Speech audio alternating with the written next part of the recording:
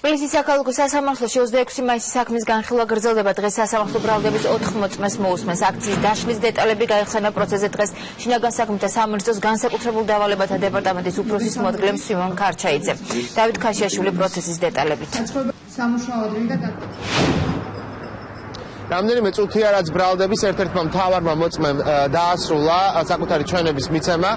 სვიმონ ქარჩაიძე 2011 წლის 26 მაისს თავისუფლების მოედანზე სპეციალური დანიშნულების ერთ-ერთ რაზმს ხელმძღვანელობდა, რომელიც მომიტინგების დაშლაში იღებდა მონაწილეობას. 2011 წლის 26 მაისს სვიმონ ქარჩაიძე შინაგან საქმეთა სამინისტროს განსაკუთრებულ დავალებათა დეპარტამენტის ხელმძღვანელის მოადგილედ მუშაობდა. ის ამჟამად ამ თანამდებობაზე ისევ რჩება, თუმცა ამ დეპარტამენტს ხელმძღვანელობს, როგორც მან დღევანდელ პროცესზე განმარტა. სვიმონ ქარჩაიძემ პროცესის დაკითხვის დაწყებისთანავე ისაუბრა, რომ არსებობდა რამდენიმე გეგმა, თუ როგორ უნდა მომხდარიყო 26 მაისს მიტინგის დაშლა. ერთი გეგმა ეკუთვნოდა თავად მას, მეორე გეგმა ეკუთვნოდა გენერალ ჯანაშვილს, ხოლო მესამე გეგმა გენერალ ლორდ ქიფანიძეს. ამ გეგმების შესახებ და ასევე თათბირის შესახებ, რომელიც შინაგან საქმეთა იმდროინდელ მინისტრთან მაშინ შედგა, სვიმონ ქარჩაიძემ დაკითხვის პირველ ნაწილში ისაუბრა. ამოცანა იყო შემდეგი: დაეცვათ პარლამენტის შენობა და გადაეკეტათ ქუჩა 9 აპრილის ქუჩა და პარლამენტისა და პირველ სკოლას შორის ქუჩა. ეს ამას აკეთებდა მესამე დაჯგუფება ნაკანის ხელმძღვანელობით, ხოლო პირველი და მესამე დაჯგუფება გადაადგილდებოდა რესპუბლიკის მოედნიდან თავისუფლების მოედნისკენ. კონტაქტში შევიდოდნენ მომიტინგეებთან პარლამენტის წინ მდებარე ტერიტორიებზე. გაქრალ და გაფრთხილების შემდეგ განდევნიდნენ მათ თავისუფლების მოედნისკენ და სხვა ღია ქუჩებისკენ, რათა გაეთავისუფლებინათ რუსთაველის კამსირი. გენერალ ჯანაშვილმა მიხმო თავისთან და მითხრა, რომ თან ხომოდა ეს გეგმა და უნდა წავსულიყავით კახეთის გზატკეცილზე შინაგან საქმეთა მინისტრთან განსახილველად ამ გეგმის.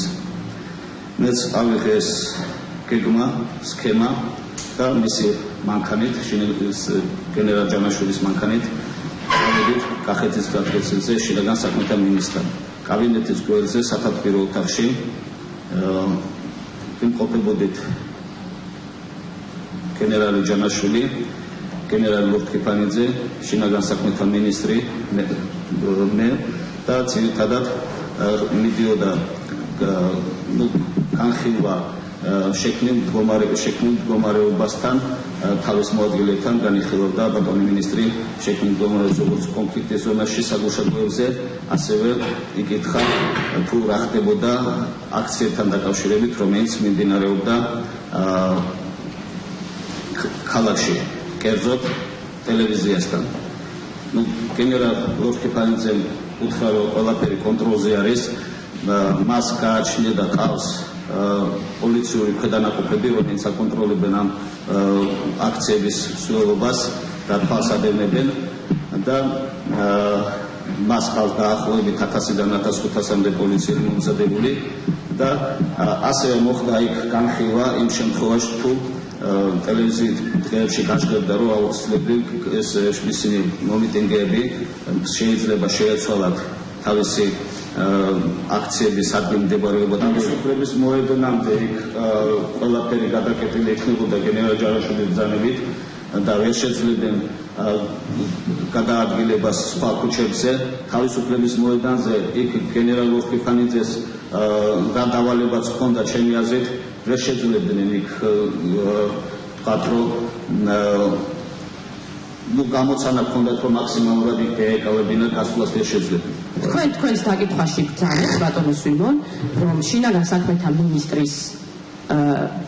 მინისტრმა გასცა ასეთ ტიპის ბრძანება იმ შეხვედრაზე, რომელსაც თქვენც ესწრებოდით და ბატონი შალვა ჯანიშვილი ესწრებოდა, რომ მომხდარიყო მაქსიმალურად მეტი მომიტინგის დაკავება. არის თუ არა აღნიშნული ბრძანება თქვენი შეფასებით უკანონო?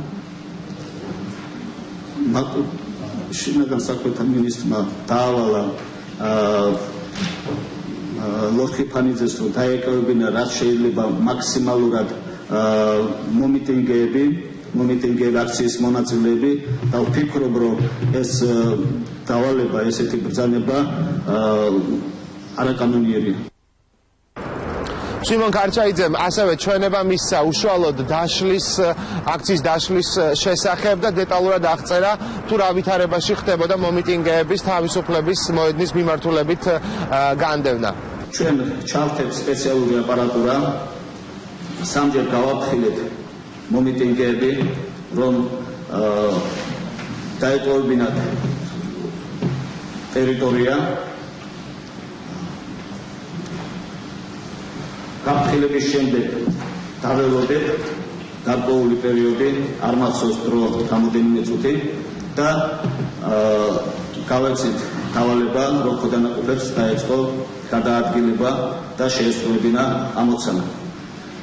გადავლახეთ ბარიერი და გამოყენებული იყო წყლის ჭავლი და რეზინის ტყუები, კვამლი, რაზედაც მომიტინგეებმა მაშინვე დაიწყეს უკან დახევა, ჩვენ წყობრით დავიწყეთ გადაადგილება თავისუფლების მოედნისკენ.